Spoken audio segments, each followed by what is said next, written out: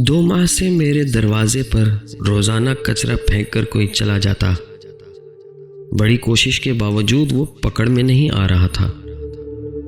अहलिया ने कहा कि यकीनन ये मोहल्ले का कोई ऐसा बंदा है जो फजर की नमाज बाकायदगी से पढ़ता होगा और मस्जिद जाते हुए ये कारनामा सरंजाम दे जाता होगा।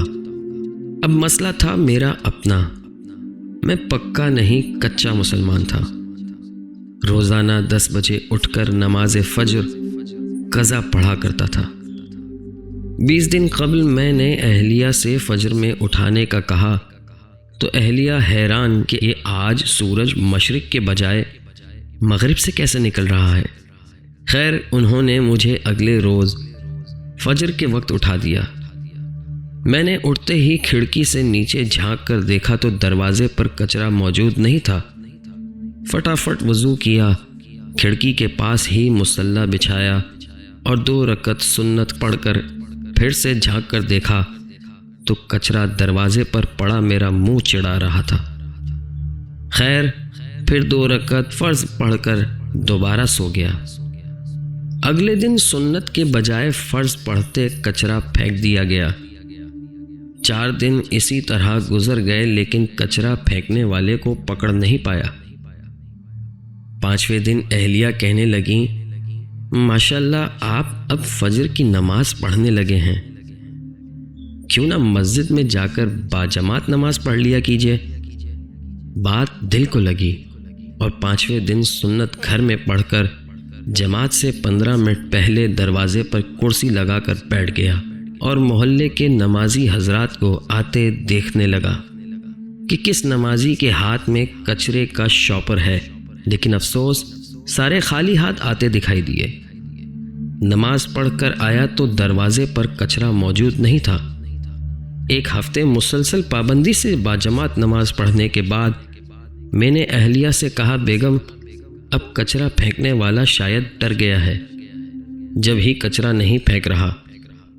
अब आप मुझे फजर के वक्त नहीं उठाना। अहलिया कुछ नहीं बोली। अगले दिन अहलिया ने तो मुझे नहीं उठाया, अलबत्ता मेरी खुद आंख खुल गई। खिड़की से झांक कर देखा तो कचरा दरवाजे पर मौजूद था। टाइम देखा तो फजर का वक्त तो बाकी था लेकिन जमात निकल चुकी थी। अब अगले दिन फिर वही मामूल था। 2 हफ्ते मुसलसल फजर की नमाज बाजमात पढ़ता रहा और दरवाज़ा साफ सुथरा मिलता रहा।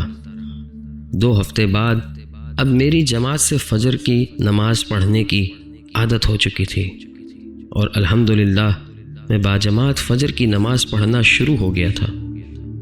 फिर कुछ दिन बाद रात के खाने में उस कचरा फेंकने वाले का जिक्र आ गया। मैं उसे बुरा भला कहने लगा।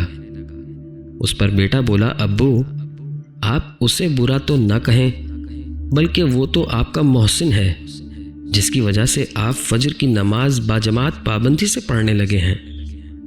बेटे की बात सुनकर मेरे दिमाग को झटका सा लगा और सबको गौर से देखने लगा।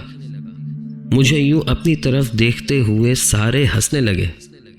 बेटा कहने लगा, अब्बू आपकी वो मोहसिन और कोई नहीं बल्कि ये अम्मी हैं, आप अम्मी का शुक्रिया अदा कीजिए। मैंने अहलिया को देखा तो कहने लगी, जब घी सीधी उंगली से ना निकले तो टेढ़ी उंगली करना पड़ जाता है। ये सबक है सब बीवियों के लिए कि वो चाहें तो अपनी औलाद के अलावा अपने खावंद की भी तरबियत कर सकती हैं। हाँ, अगर वो खुद तरबियत याफ्ता हों तो। खुदा सबको नेक हमसफ़र अता करे। इस तरह की मज़ीद घरेलू इंटरेस्टिंग और मोटिवेशनल बातों को सुनने के लिए चैनल को लाजमी सब्सक्राइब करें।